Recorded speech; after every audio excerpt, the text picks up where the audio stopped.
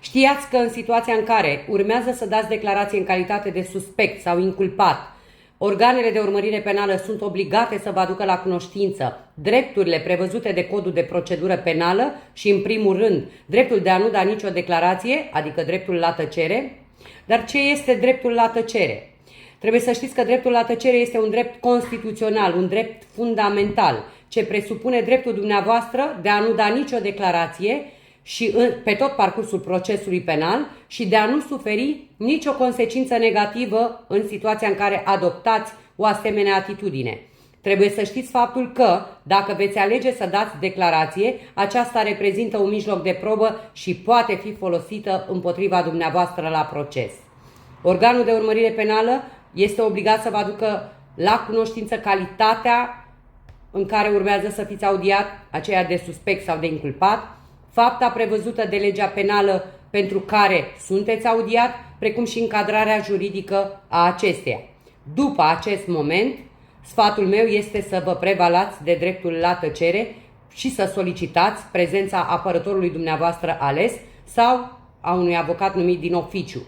Trebuie să știți că, deși la prima vedere veți aprecia că este mai bine să dați declarație și să spuneți tot ce știți cu privire la fapta care vi se impută, pentru a evita eventuale măsuri preventive care ar putea fi luate față de dumneavoastră, este mai bine să nu o faceți.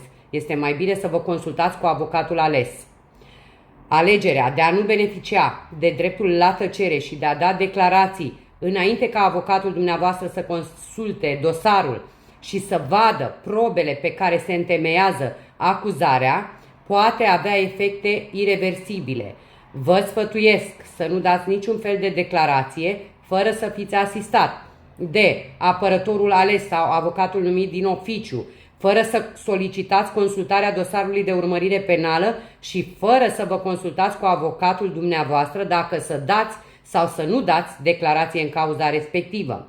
Atenție! Menționați întotdeauna organului de urmărire penală că nu refuzați să dați declarație, dar că, pentru acel moment procesual, vă rezervați dreptul la tăcere, urmând a da declarație după consultarea dosarului de către apărătorul dumneavoastră ales.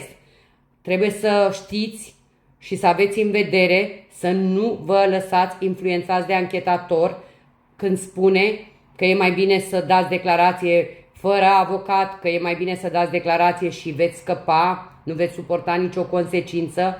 Nu luați nicio decizie până nu chemați avocatul să consulte dosarul de urmărire penală, pentru că în caz contrar puneți avocatul într-o situație dificilă și nu doar avocatul, vă puneți și dumneavoastră într-o situație dificilă care poate culmina chiar cu condamnarea dumneavoastră.